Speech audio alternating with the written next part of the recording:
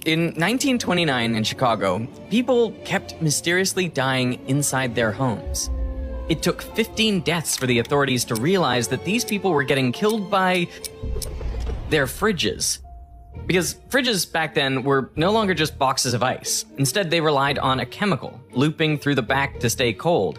And the best chemical for this job was methyl chloride, a toxic and virtually odorless gas. So if it somehow leaked from the fridge, it could kill you without warning. Other fridges used flammable gases instead, so a leak combined with a spark from the stove, and your house could suddenly go up in flames. So one company tried to solve this problem. But in the process, they accidentally created a seemingly magical substance. Soon, it made its way into a huge range of products, which were so popular, they ended up in nearly every home in America.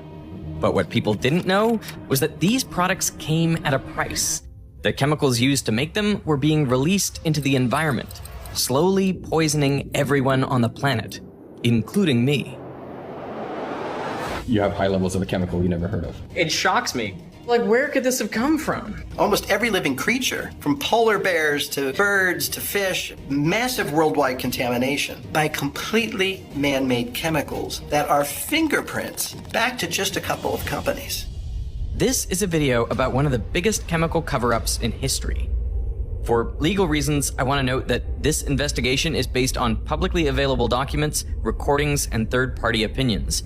All sources are linked in the description.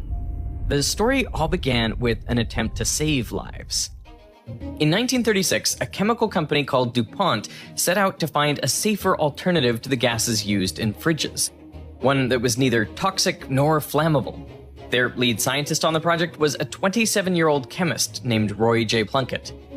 He was experimenting with a gas called tetrafluoroethylene, or TFE.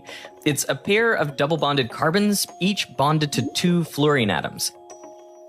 One morning, as Plunkett was setting up a test, his assistant picked out a cylinder full of TFE and twisted the valve.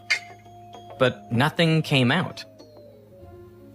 Plunkett thought the gas must have leaked, but the cylinder still weighed about as much as a full one, so he grabbed a saw and cut the cylinder in half.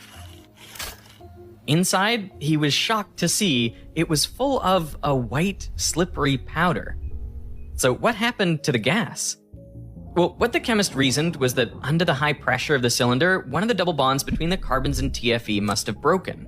And now those two carbon atoms each had a bonding site free, so one of them probably grabbed onto a carbon from a different TFE molecule, breaking its double bond, and then that molecule did the same, and the process repeated again and again